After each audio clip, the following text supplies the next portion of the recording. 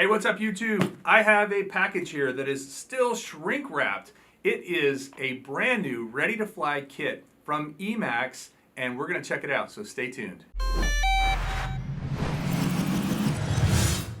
All right, so if you watch this channel much, you know I'm a big fan of EMAX and the TinyHawk series. And by the way, if you like TinyHawks, Tiny Whoops, all kinds of drones, I hope you'll hit the subscribe button and subscribe to Ready Set Drone because I love making content about drones and RC stuff.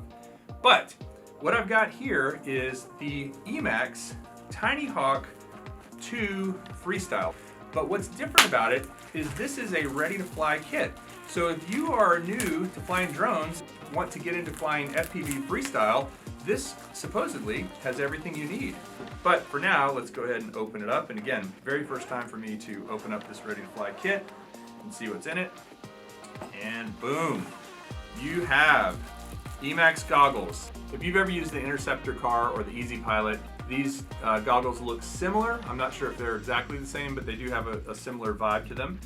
There's a 1S battery right there, and I think there's another 1S battery. They're exactly the same as what come with the TinyHawk 2, the TinyHawk S, the TinyHawk Race, the TinyHawk 2 Race, and the Freestyle. So I've got a pile of these batteries, which is exciting because it means more flight time that I can get into.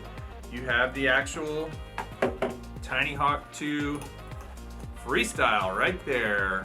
There it is, with that cool Stormtrooper on the Planet Hoth paint job that I like so much. This thing rips. I did a whole video about it, and it is extremely fast, extremely fun to fly, a little bit of a challenge to fly, not quite as easy as the TinyHawk 2, but we'll get into that in a minute. We'll definitely take it out and rip it around. In the box, you've got a box of EMAX stickers, as well as some kind of basic beginner tips here on the back, which is nice. That's kind of actually, I've never seen that in one of these ready-to-fly kits before, but it gives you the really, really basic stuff, what the left stick does, what the right stick does, etc. And I will set that over here. You've got a USB charging port. This is not USB-C, it is micro USB. I wish they would switch to USB-C. This also is how you would connect this to BetaFlight if you needed to. However, I suspect that because this is a ready-to-fly kit, we won't have to hook it to BetaFlight. We should be able to just take it out and fly it. And here is the remote, which is sort of a video game style remote control, which is, I like these. I know some people aren't as big of fans of these. I personally like the feel of these. I've played a lot of Xbox in my day, so this thing feels pretty good to me. It has a charging port right there in the front. Let's see what else we've got in here. We've got the Avon props. These are the Avon, I think they're 2-inch props. I'm pretty sure they're 2-inch props. I'll put a note if they're not, but these are pretty much the standards for a lot of the TinyHawk drones. Really good props from what I understand. They get great reviews on lots of channels. We've got some spare screws, which is what you need to put the props in. Always good to have those. And then we've got, let's see, I think that might be everything. Oh no, then we've got our USB charger here. So this allows you to charge up to 3 batteries at the same time via USB. I'm gonna go ahead and see if there's enough juice to fire up the goggles real quick. Take a look. So this will go right in here. Oh yeah, there it is. You can't really see it, but there's the static inside the goggles because there's no signal going to it. All right. Yeah, and as I said, I need to charge everything up, but let's see real quick if we can get a few seconds of flight time out of it before I charge everything up. So I'll turn the remote on. Gonna put all the sticks away from me. I'm not even sure what's what yet on this. I'll figure that out in a minute. But I'm gonna go ahead and plug this guy in to the 2 1S batteries, which I'm sure have a little bit of charge. And I'm just gonna try and fly it for a few seconds and see if I can make everything work, and then I'll put it all in the charger. So, and again, the upside of this is if you're just getting into flying FPV and you don't want to have to mess with binding, and you don't want to have to mess with BetaFlight and all the stuff that that you will eventually want to mess with, but if you're just getting going, this is a great way to start because you can literally, it should be plug and play. And as you saw, I just pulled it out of the box, so we're going to see just how plug and play it is. Need to flip that over. So I'm strapping the 2 batteries onto the top here. Going to try and get my center of gravity as close to center as possible. and 2. All right, also very important to just let it sit flat on a flat surface so that it can calibrate properly. You don't want to be moving it around, at least picking it up too much while it's calibrating. That will throw things off. So hopefully it got a good calibration there. And then also very important, you want to make sure cable management, you want to make sure you don't have your cables in a place where they can run into the propeller blades. So what I sometimes do with these little EMAX 1S batteries is I put them up vertically, and they'll stay that way if you strap them down pretty good. What that does is that allows these cables to avoid getting hit by the props, which I find to be a good thing. So I've got a little bit of juice in this. Let's see if I can get an FPV signal. Let's see it. See if it's already tuned to the right channel. It looks like it is, and I'm seeing black because there is a lens cap on the camera.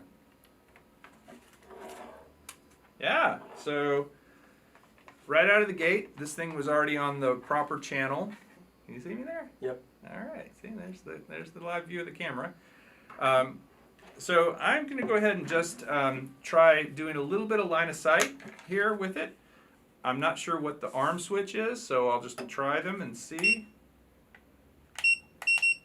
That might be my rates. Okay, there's my arm, okay. There we go. And I'm pretty sure I'm in angle mode right now because it's really docile and nice and even. It's not really trying to get away from me. But yeah, there it is. Beautiful sounding. Like, I like the sound of this quad a lot. So before I go too nuts with it,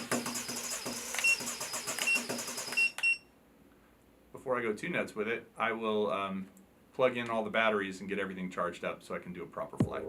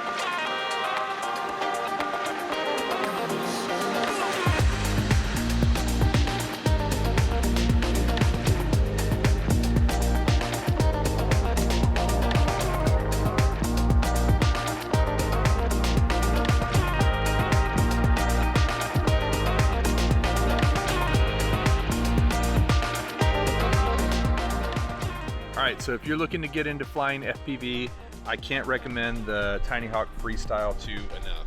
It is a great little kit. It's got everything you need. The remote control is already bound to the quad, so you don't have to worry about that.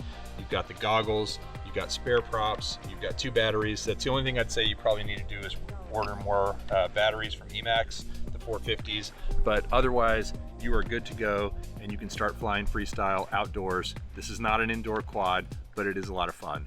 So if you like this video, please give it a thumbs up, and I hope you'll subscribe to Ready Set Drone. We'll see you next time, and keep flying.